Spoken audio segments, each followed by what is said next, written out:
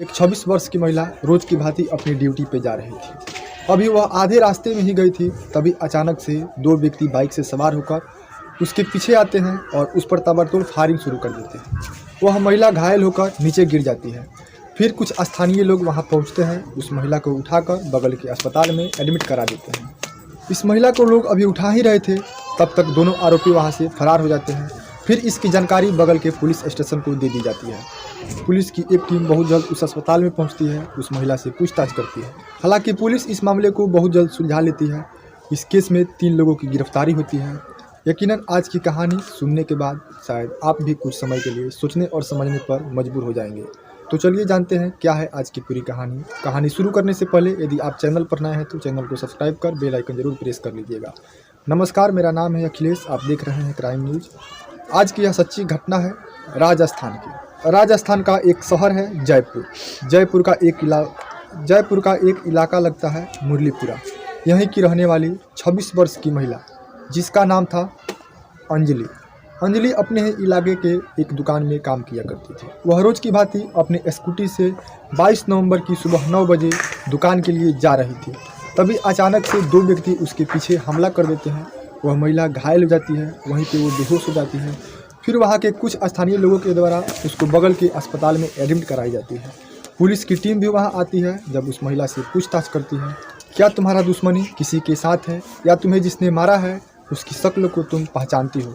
तो वह महिला बताती है कि मैं किसी को नहीं पहचानती हूँ, लेकिन मेरा शक एक व्यक्ति पे है जो कि मेरा ही जेठ है। फिर पुलिस अंजलि के जेठ का नाम पूछती है, तो फिर अंजलि अपने जेठ का नाम बताती है, मोहम्मद अब्दुल अजीज। फिर पुलिस पूछती है तुम्हारे पति का क्या नाम है? तो अपने पति का नाम बताती है कि मेरे पति का नाम लतीफ़ है। पुलिस जब अंजलि नाम लतीफ़ और अब्दुल अजीज सुनती है तो वह सोचने लगती है, वह पूछने लगती है कि तुम्हारा नाम अंजलि है, तुम्हारा नाम एक हिंदू परिवार जैसा लगता है, लेकिन तुम्हारे पति का नाम एक मुस्लिम परिवार जैसा है। तो वह अपने साथ बीते पूरी घटना को बताने लगती है। वह बताती है कि मेरे पति लतीफ़ की शादी आज से 3 साल पहले उसके ही धर्म के एक लड़की के साथ हुआ था, लेकिन मेरे पति और उस लड़की में नहीं बनती थी, इसलिए वे दोनों में हमेशा झगड़ा हुआ करते थे। मेरे पति और उस लड़की का तलाक आज से 6 महीना पहले हो गया है। मेरी और लतीफ़ की मुलाकात 6 महीना पहले किसी मार्केट में हुई थी। मैं लतीफ़ से बहुत ज़्यादा प्यार करती थी, मुझसे भी लतीफ़ बहुत ज़्यादा प्यार करते थे। मैं लतीफ़ के बिना एक पल भी अब नहीं जी सकती थी और मेरे बिना भी लतीफ़ एक पल नहीं जी सकती थी। तो हमने और लतीफ़ अपने अपने परिवार वालों से ये कहा कि हम उनसे शादी करेंगे, लेकिन हम दोनों के परिवार वाले नहीं माने। फिर हम दोनों ने भागकर एक मंदिर में जाकर शादी कर ली और कोर्ट मैरिज कर लिया। लेकिन इन सभी बातों से मेरा ही जेठ अब्दुल अजीज काफ़ी नाराज़ रहता था। वह मेरे भी पति यानी लतीफ़ पर दबाव बनाया करता था, तुम अंजलि को छोड़ दो, तुम दूसरी शादी कर लो, तुम अपने धर्म में शादी कर लो। लेकिन मेरा पति मुझसे बहुत प्यार करते थे।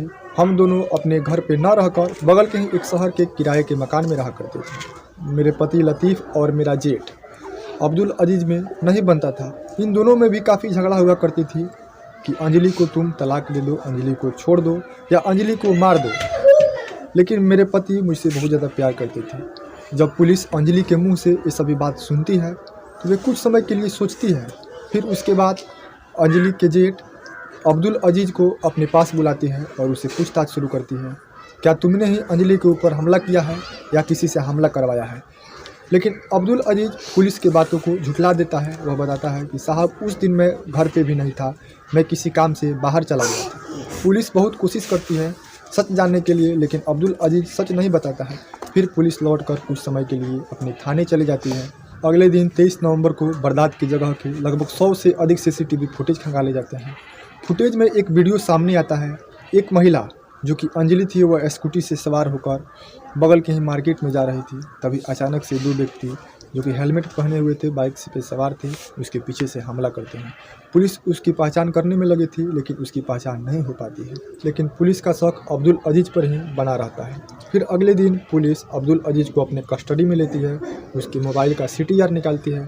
तो उसके लास्ट नंबर से उस दिन बात हुआ था, तो एक ऐसे शख्स से बात हुई थी जो उस इलाके का गैंगस्टर था, जिसका नाम था मोहम्मद राजा। फिर पुलिस मोहम्मद राजा को अपने कस्टडी में लेती है, उसे पूछताछ करती है। तो वह अपना गुनाह कबूल करता है। वह बताता है कि साहब मुझे 50,000 रुपया में इस काम को करने के लिए सुपारी मिली थी मैं और मेरा एक दोस्त है मोहम्मद कलीम, मैं दोनों ने ही मिलकर इसके ऊपर हमला किया था। इस हमले की सुपारी देने वाला कोई और नहीं है बल्कि अब्दुल अजीज़ है।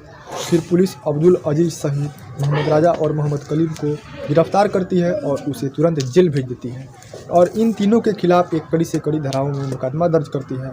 दोस्तों, इस पूरी कहानी को सुनाने का उद्देश्य किसी का दिल दुखाना नहीं है बल्कि आपको भी ऐसी घटनाओं से सचेत कराना है।